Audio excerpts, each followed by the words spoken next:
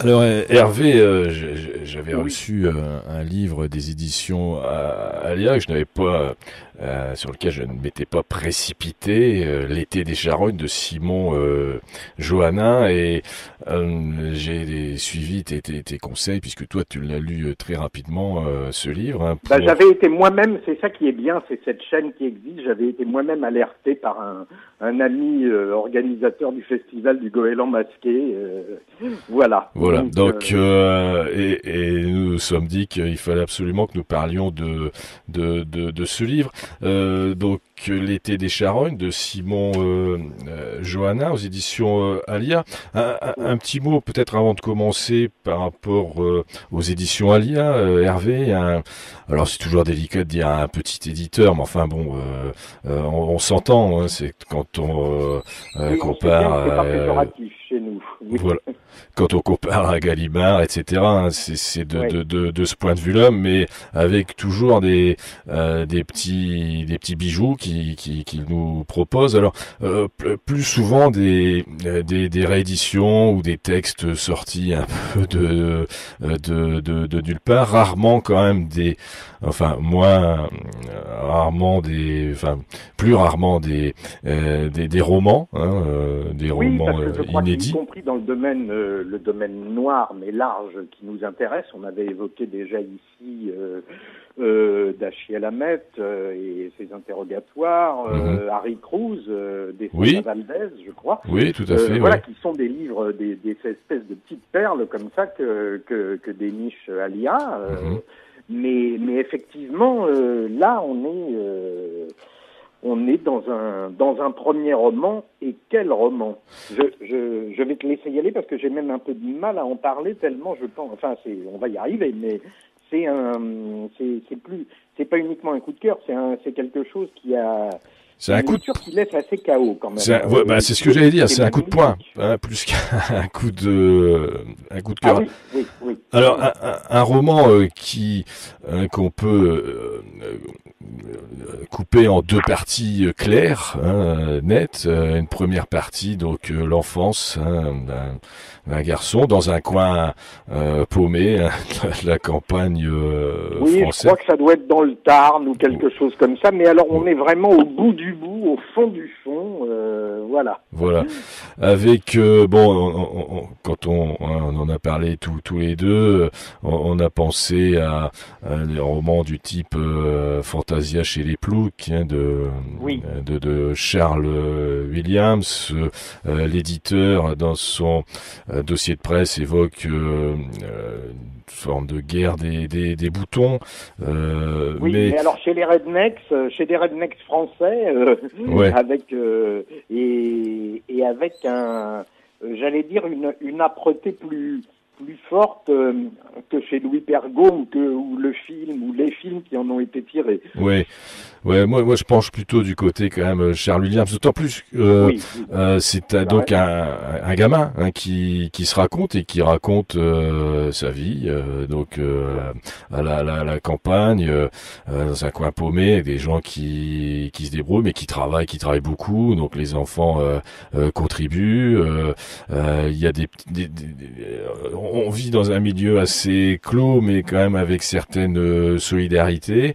La vie est très dure, mais aussi on sait aussi beaucoup rigoler. Puis on prend beaucoup de liberté avec justement cette vie. Hein. On a l'impression que ces gens sont en dehors un petit peu de la société. Les parents, quand Oui, ils se rencontrent, bah, ils boivent beaucoup. Ce sont les enfants qui les ramènent, qui conduisent les voitures hein, dans oui, la ça c'est campagne. assez extraordinaire Euh, cette scène-là par exemple. voilà, il y a des C'est des scènes. gamins quand même, mais Voilà, ils il y a prennent la des bagnole parce que les parents sont, oui, ils sont donc totalement hors service, oui. voilà, il y a une première partie donc où Oui, euh, il y a une chose, ça rejoint vraiment ce que tu disais, ce côté fantasia chez les ploucs ici, mêlé un peu à certains romans comme on peut en trouver chez la néo-noire de Gallmeister ou autres, hein, mhm, etc. C'est-à-dire des gens un peu en dehors quand même, mais c'est que c'est raconté par ce gamin, il raconte son quotidien avec un grand naturel, c'est sans phare, alors là absolument. Il n'y a pas d'état d'âme non plus.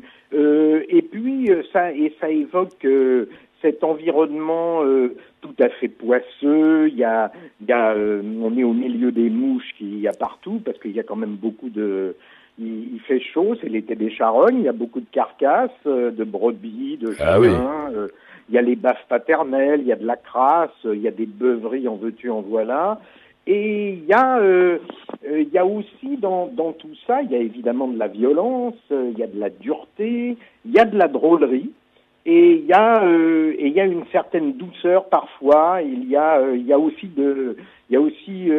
un amour, mais qui ne s'exprime évidemment pas par de grandes embrassades. Et c'est voilà tout cette partie comme ça de cette enfance dans ce coin qui est appelé la Fourrière, je crois. Et c'est vraiment des pages magnifiques, avec quelque chose de rare quand même dans les romans, qui est la puissance un appel au sens et à l'odorat tout particulièrement. Oui. Alors j'ouvre le livre au hasard et je tombe sur cette phrase, Hervé. Donc le grand conseil, hein, du père du narrateur, c'est: si tu sais boire, mon fils, tu sauras tout faire. Bon, il y a beaucoup aussi de dérision, d'auto-dérision. Hein, oui. Par rapport à cet aspect-là, c'est en fin de compte la confrontation à une vie dure quand même. Hein, totalement. Avant tout. Hein, oui, donc oui. La vie dans un monde rural, vie de campagne, c'est surtout ça. Et en plus, on se situe quand même. C'est un roman qui doit se dérouler il y a quelques années, quoi. Oui. Ouais. Ça se passe pas en 2016 ou en 2017. Alors, une première rupture. Il y a une chose, mais de toute façon qui est valable parce qu'on la retrouve dans cette deuxième partie que tu vas évoquer. C'est aussi que tu disais tout à l'heure, j'ouvre un peu au hasard, et effectivement, c'est par ailleurs un livre qu'on peut, après, une fois qu'on l'a lu, réouvrir au hasard, parce qu'il y a quand même, et ça c'est absolument remarquable chez Simon Johannin, pour un premier roman, il a 23 ans, Simon Johannin. C'est un premier roman qui fait 140 pages et qui est, à travers tout ça, toute cette situation de cette enfance, de tout ce qu'on a dit jusque-là, qui est d'une poésie des phrases, qui a des fulgurances. Enfin voilà, c'est en fait que je trouve ça vraiment splendide quand même. Hein. Alors, il y a une première rupture, avant même peut-être la deuxième partie que nous évoquions, c'est l'arrivée à l'école ou au collège, hein, ouais. avec une mise un peu en quarantaine de ce jeune et de ses amis. Hein. Ils sont 2 ou 3 à venir là de ce village de nulle part, qui sont considérés. Ils viennent du quart-monde quand même. Voilà, hein, qui sont aussi considérés comme des bouseux. Hein. C'est plus que ça. Et donc une prise de conscience en fin de compte d'une société où tout le monde n'a pas forcément la possibilité d'occuper la même place. Bah oui, totalement. Et puis comme il dit à un moment, par ailleurs, ils ont appris à chaparder, à voler des Kit Kat à l'épicerie du village quand ils étaient petits. Ils vont un petit peu continuer, disons. Voilà, mais effectivement, on sent. Mais autant dans la première partie, c'est un peu le hasard des choses, mais on parlait de l'enfance de Knobelspiess tout à l'heure. Voilà. Dans le baraquement Olivière d'Elbeuf, on est dans un autre type d'exclusion et de révolte à sa manière d'un personnage qui grandit, oui. Bien sûr. Mais autant les chapardages que tu évoques relèvent plutôt du jeu, autant ce qui se passe à partir du moment où il y a cette confrontation à une vie de ville, etc. C'est plus du jeu. Hein, on passe voilà. Et donc on en arrive à la deuxième partie. Donc on peut évoquer l'adolescence, hein, enfin où enfin le jeune homme, le narrateur devient jeune homme. Et là alors donc je considère un changement de style. Je pense que c'est là qu'on prend vraiment le coup de poing, quoi, parce que on s'enfonce dans le parcours d'un jeune qui découvre des drogues, et puis les drogues du pauvre, hein, c'est toujours la même chose, et qui plonge complètement. Bien sûr, tout à fait, oui, comme tu dis, où on fait la queue sur un terrain de basket qui est pas en trop bon état, où on fait la queue pour avoir sa dose après les autres, etc.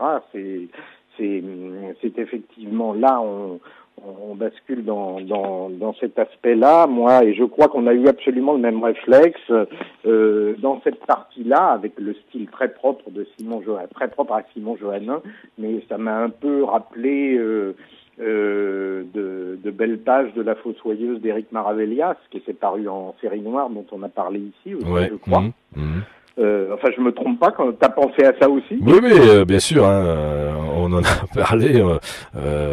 En fin de compte, donc, on peut le dire, peut-être une première partie où on est peut-être dans une histoire hallucinante, enfin qui soumet le lecteur à quelque chose d'un peu dingue. Et la deuxième partie, là, on est face à une écriture hallucinée. Enfin, l'écriture est à l'image de ce que vit ce jeune homme. On est vraiment dans une écriture hallucinée. Et tout ce qui était cette espèce de, même si c'était particulièrement rude, tout ce qui était malgré tout cette espèce de douceur ou d'humour un peu du récit d'enfance a disparu.